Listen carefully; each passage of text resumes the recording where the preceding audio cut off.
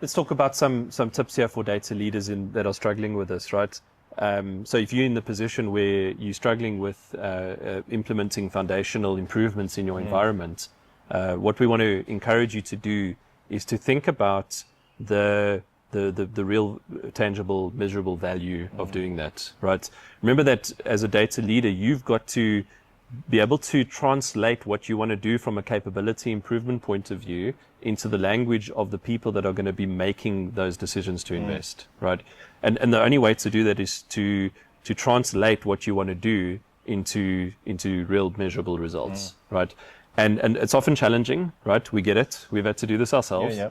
But if you don't do it, you're going to get into meetings with your CFO, with your finance function, with your CEO, perhaps your COO, where they've got to make investment decisions around what is often very significant investments on sort of a whim and a gut feel, right? And they don't generally have the data confidence to be able to say, yes, okay, so we'll take a chance spending $5 million here on improving our underlying data platforms. We're happy to, push pause for 3 months on certain initiatives so that we can put resources on focusing on those improvements. You're not going to have a happy time unless you can do what we encourage you to do, which is go through the process of really depicting what is the 3 to 5 year value realization improvement going to be by making that foundational improvement. And then, what we say with this is, if you cannot do that, then you really have to think about why do you want to make those foundational improvements in the first place, right? Because a lot of what we're doing in the data function has a lot of fuzzy value where you really need to be boiling that measurable value to the surface so that it becomes easy. You can influence the data confidence of the organization, of the business leaders, by producing what you need to do. We see this a lot with our clients, for example, that want to improve their customer data, right? Where they'll go to an investment committee with a proposal that says, I want to spend $1 million on improving our customer data. And then the question from the investment committee is always the same, right? What value are we going to get from this? It's always predictable.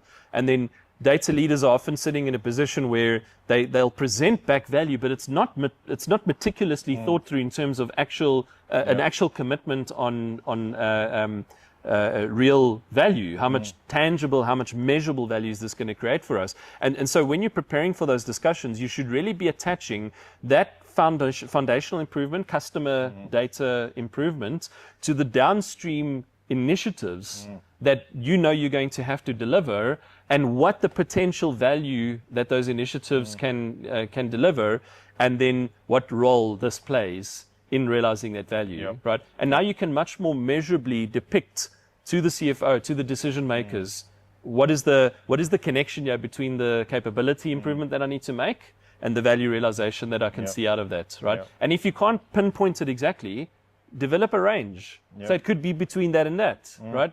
But don't go in with nothing, because you're probably going to get a weak result back. Yeah, and I mean, for me, it's a very important discussion also to have between business and the data teams, because data almost always feels like investment is for enablement. Yeah. If I do this, it will enable me to do X, Y, and Z. That's it. Business knows where they can invest to really drive value. That's it. And if you have that conversation, you meet each other halfway, all of a sudden your enablement initiatives that you pitched to the senior leadership now becomes determinate value business cases where you have clear value, expected value in terms of what is it that you can do if you make this investment. That's and that's just bridging that small gap, making the work that you've already put in just a bit more valuable, rather than being dismissed because it's always the enablement discussion. That's it. So you've got to think about this like as if you were purchasing a property, right?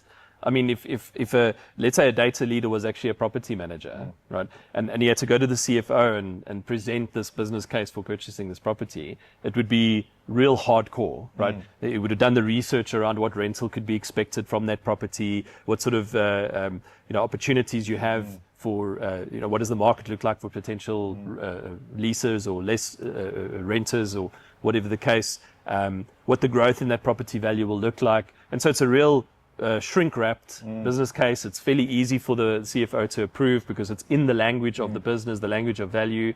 where we're finding the opposite is often the case, right? Where it's very fuzzy value that's presented, and it's intangible value, or it's indeterminate value, right?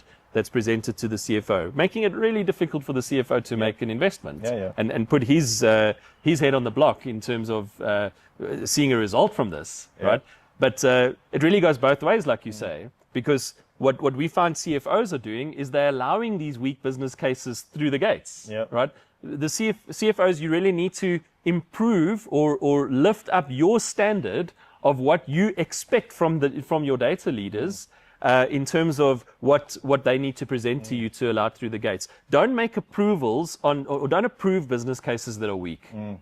Send the data leaders back to the drawing board and get them to think differently about the determinate, the measurable value that they're presenting in the business case. Don't feel under pressure that you've got to now approve something that you don't feel very comfortable with. The reason why you're feeling uncomfortable is typically because your data leaders are presenting something that's indeterminate in value, right? So you have this gut feel about it. Your gut feel is normally right. What you need to do is get your data leaders to go back and convert that indeterminate value, that fuzzy value that you're not feeling very comfortable about, into something that's measurable value, that's determinate value.